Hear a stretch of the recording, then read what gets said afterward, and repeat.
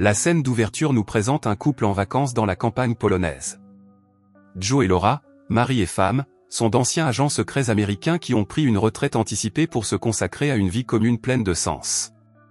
Peu après, deux visiteurs français, également en vacances dans la région, remarquent Joe et Laura en train de prendre leur petit déjeuner ensemble. Les quatre hommes discutent en toute décontraction, partageant leurs expériences de vie et de travail. Cependant, plutôt que de révéler leur passé caché, le couple ment en prétendant tenir un petit magasin. Après le petit déjeuner, Joe et Laura retournent dans leur quartier. Joe propose qu'ils se joignent aux autres touristes pour explorer la campagne, mais Laura refuse en raison de sa maladie. Elle encourage Joe à continuer sans elle, en lui assurant qu'elle l'attendra à l'hôtel. Joe accepte à contre-ségur et part avec les autres touristes. Pendant ce temps, deux pilotes de la CIA sont à bord d'un avion de reconnaissance. Soudain, un coup de feu tiré de l'arrière envoie leur avion dans les arbres. Joe, qui a entendu l'explosion, se précipite vers la source de la perturbation. De retour au lodge, Laura est témoin de l'épaisse fumée noire qui s'échappe de la forêt et s'inquiète pour Joe. Peu après, Joe et les touristes découvrent avec consternation que l'explosion a été causée par un accident d'avion. Joe et le médecin du petit déjeuner examinent rapidement les pilotes, mais ils sont tous morts d'un coup à la tête. Joe, ancien agent principal, reconnaît les pilotes comme faisant partie du personnel de la CIA. Quelques instants plus tard, il trouve un disque dur dans la poche d'un des agents et s'en empare. Le médecin s'y oppose, affirmant que le disque dur ne lui appartient pas, mais Joe insiste sur le fait qu'il contient probablement des secrets cruciaux. À leur insu, la radio de l'étage continue de fonctionner et relaie leur conversation au siège de la CIA.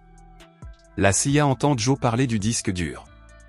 L'un des agents raconte l'incident au chef de la CIA et insiste sur l'importance du disque dur, qui contient des preuves irréfutables de ses méfaits. À ce moment-là, le chef de la CIA demande à connaître le point de vue sur l'incident. La scène passe à Joe, qui exhorte le docteur et les autres touristes à retourner à la planque, car l'endroit n'est plus sûr. Avant qu'ils ne puissent partir, une bande de mercenaires s'approche à l'improviste. Orin, le chef des mercenaires, interroge avec arrogance le guide sur leur objectif.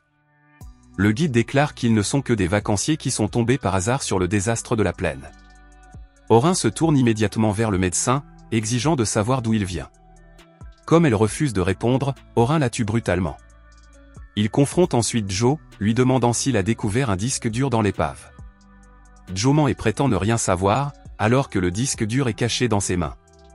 Alors que les soldats d'Orin commencent à chercher l'avion écrasé, Joe saisit l'occasion de se venger.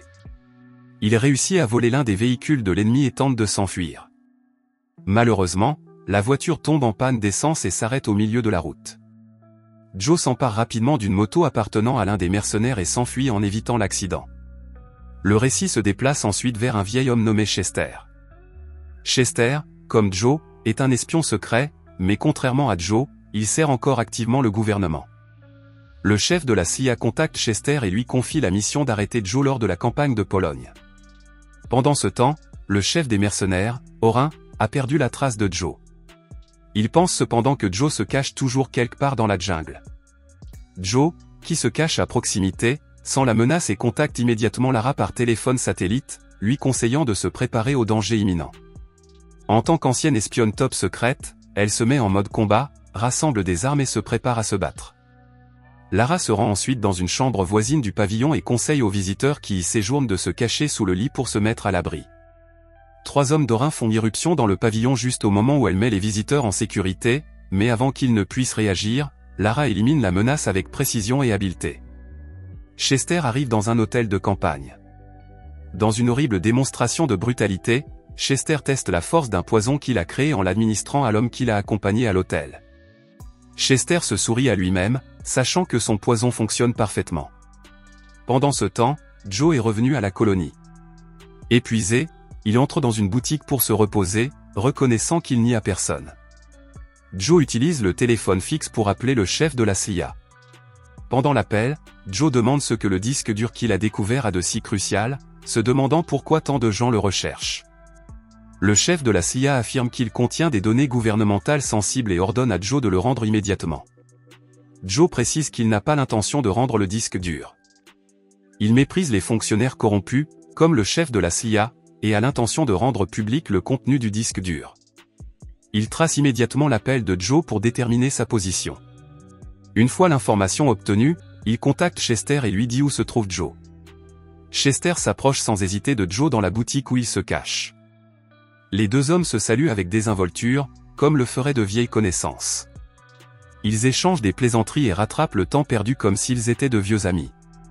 Chester demande respectueusement à Joe s'il a pris le disque dur de l'avion détruit de la CIA. Joe ment en disant qu'Orin l'a déjà volé. Chester n'est pas convaincu. Joe change de sujet et interroge Chester sur Orin. Il veut savoir qui est Orin et pourquoi tant de gens veulent le disque dur.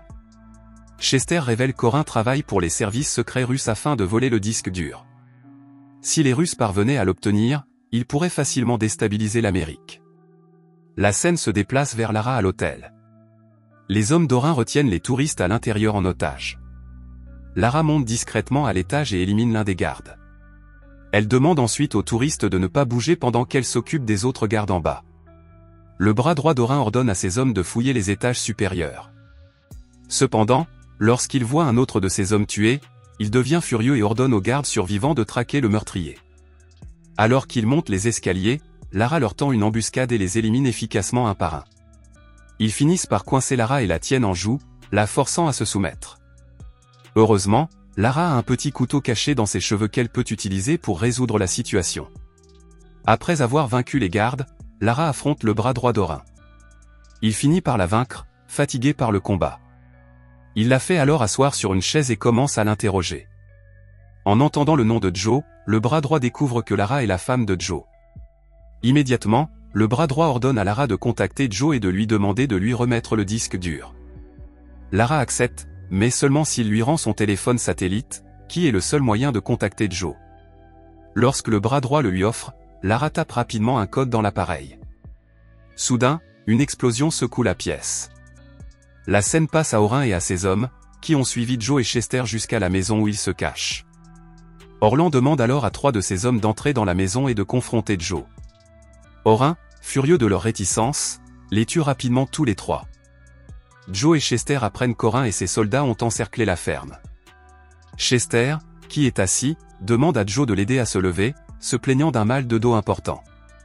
Mais lorsque Joe tend la main pour l'aider, Chester le poignarde avec une seringue. Chester révèle froidement que la seringue contient un poison qu'il a lui-même fabriqué. Joe n'a plus que 24 heures à vivre jusqu'à ce qu'il obtienne l'antidote. Chester promet de lui fournir l'antidote si Joe lui remet le disque dur. Joe accepte à contre-ségur de rendre le disque dur, mais seulement après s'être occupé d'Orin et de ses hommes. Ses soldats se précipitent à l'intérieur, mais Joe et Chester se préparent à leur arrivée, ce qui donne lieu à une confrontation brutale. Pendant le tumulte, Chester fait exploser une grenade, faisant sauter la porte du garage. Cependant, l'explosion fait tomber le disque dur de la main de Joe et Chester l'attrape. Chester frappe Joe sans hésiter avant de s'enfuir, laissant Joe seul face aux soldats d'Orin. Joe, désormais en infériorité numérique et affaibli, est contraint de se frayer un chemin à travers les mercenaires. Au cours du combat, l'un des soldats d'Orin lance une nouvelle grenade, provoquant une forte explosion. Orin s'approche de Joe, l'arme à la main. Il se demande pourquoi Joe n'a pas simplement remis le disque dur dès le début, évitant ainsi toute cette violence. Joe répond en demandant pourquoi le disque dur est si vital qu'Orin s'est donné tant de mal pour l'obtenir. Orin explique que le disque dur est la preuve d'actes répréhensibles commis par le chef de la CIA et d'autres hauts fonctionnaires américains. Orin les méprise et pense que le disque dur contient le secret pour les détruire. Il admet également qu'il a abattu l'avion de la CIA pour voler le disque dur. Joe s'excuse et révèle que Chester a déjà pris le disque dur. Il propose qu'ils travaillent ensemble pour retrouver Chester, qui est probablement en route vers la planque pour attaquer Lara. Orin accepte et les deux hommes forment une alliance difficile avant de se précipiter à la recherche de Chester. Furieux, le chef de la CIA ordonne à ses troupes d'envoyer un drone destructeur sur Joe et Orin, dans le but de les éliminer définitivement. Très vite, 2 drones armés apparaissent dans le ciel de la campagne polonaise, à la recherche de Joe. Sans hésiter, les drones commencent à tirer sur la voiture. La poursuite devient de plus en plus féroce et, dans une tentative désespérée de s'échapper, leur voiture s'écrase sur le bas-côté d'une route. Heureusement, Joe et Orlan s'en sortent indemnes. Après une lutte acharnée, ils parviennent à détruire l'un des drones, mais alors qu'ils reprennent leur souffle, Orin se tourne vers Joe et pointe une arme dans son dos. Mais avant qu'Orin ne puisse réagir, un coup de feu retentit. C'est Lara qui a tiré le coup de feu qui a touché Orlan. Mais leur calvaire n'est pas encore terminé. Le dernier drone lança une nouvelle attaque, provoquant une énorme explosion. Malgré les dégâts, Lara et Joe parviennent à s'échapper, mais avec de graves blessures. Le lendemain matin, Joe emmène Lara au bord d'un lac voisin. Chester apparaît soudainement pendant qu'ils se détendent. Joe s'interroge sur la présence persistante de Chester, soulignant qu'il était censé être en route pour l'Amérique afin de livrer le disque dur. Chester répond qu'il n'a pas pu partir car son corps s'est soudainement affaibli. Joe dit alors la vérité.